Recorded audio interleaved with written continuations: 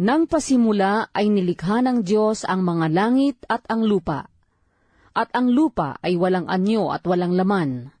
At ang kadiliman ay sumasa ibabaw ng kalaliman. At ang Espiritu ng Diyos ay sumasa ibabaw ng tubig. At sinabi ng Diyos, magkaroon ng liwanag. At nagkaroon ng liwanag. At nakita ng Diyos ang liwanag na mabuti. At inihiwalay ng Diyos ang liwanag sa kadiliman.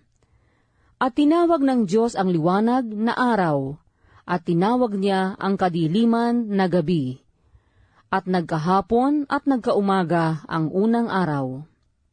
At sinabi ng Diyos, magkaroon ng isang kalawakan sa gitna ng tubig, at mahiwalay ang tubig sa kapwa tubig.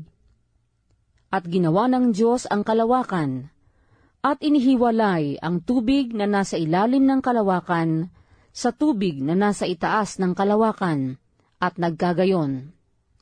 At tinawag ng Diyos ang kalawakan na langit, at nagkahapon at nagkaumaga ang ikalawang araw. At sinabi ng Diyos, mapisan ang tubig na nasa silong ng langit sa isang dako, at lumitaw ang katuyuan, at nagkagayon. At tinawag ng Diyos ang katuyuan na lupa, at ang kapisanan ng tubig ay tinawag niyang mga dagat, at nakita ng Diyos na mabuti.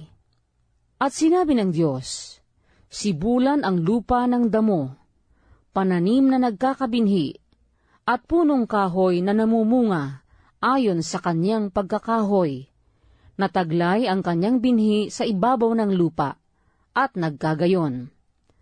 At ang lupa ay sinibulan ng damo, pananim na nagkakabinhi, ayon sa kanyang pagkapananim, at ng punong kahoy na namumunga, nataglay ang kanyang binhi, ayon sa kanyang pagkakahoy, at nakita ng Diyos na mabuti. At nagkahapon at nagkaumaga ang ikatlong araw. At sinabi ng Diyos, magkaroon ng mga tanglaw sa kalawakan ng langit, upang maghiwalay ng araw sa gabi, at maging pinakatanda, at pinakabahagi ng panahon, ng mga araw at ng mga taon, at maging pinakatanglaw sa kalawakan ng langit, upang tumanglaw sa ibabaw ng lupa, at nagkagayon. At nilikha ng Diyos ang dalawang malaking tanglaw. Ang malaking tanglaw ay upang magpuno sa araw, at ang maliit na tanglaw ay upang magpuno sa gabi. Nilikha rin niya ang mga bituin. At mga inilagay ng Diyos sa kalawakan ng langit upang tumanglaw sa ibabaw ng lupa, at upang magpuno sa araw at sa gabi, at upang maghiwalay ng liwanag sa kadiliman. At nakita ng Diyos na mabuti. At nagkahapon at nagkaumaga ang ikaapat na araw.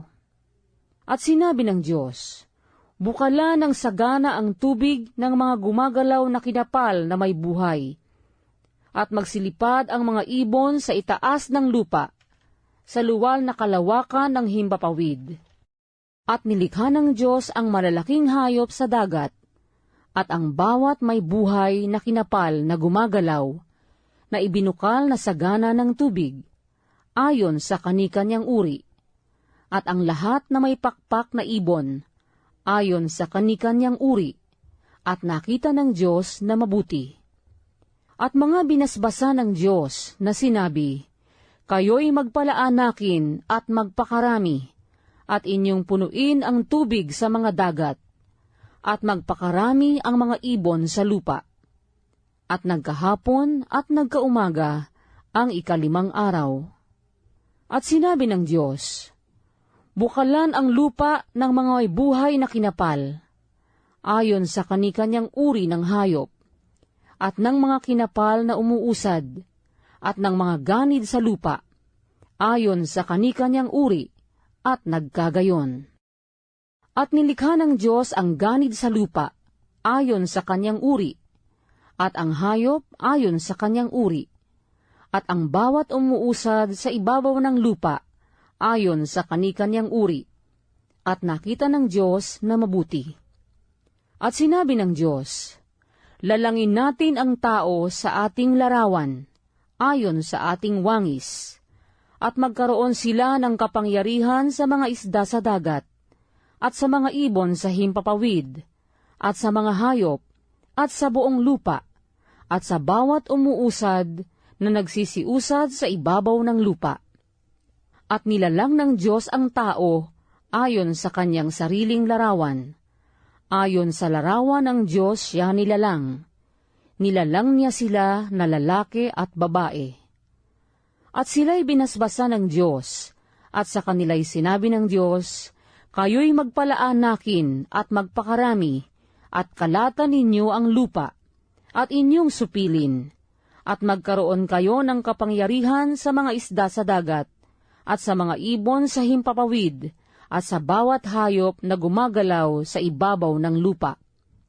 At sinabi ng Diyos, narito, ibinigay ko sa inyo ang bawat pananim na nagkakabinhi, na nasa ibabaw ng balat ng lupa, at ang bawat punong kahoy na may bunga ng punong kahoy na nagkakabinhi, sa inyo'y magiging pagkain. At sa bawat hayop sa lupa, at sa bawat ibon sa himpapawid, at sa bawat nagsisiusad sa ibabaw ng lupa na may buhay, ay ibinigay ko ang lahat na pananim na sariwa na pinakapagkain at nagkagayon. At nakita ng Diyos ang lahat ng kanyang nilikha, at narito, napakabuti. At nagkahapon at nagkaumaga ang ika-6 na araw.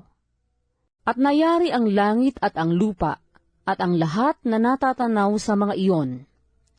At nang ika-7 araw, ay nayari ng Diyos ang kanyang gawang ginawa, at nagpahinga ng ika-7 araw sa madlang gawa niyang ginawa.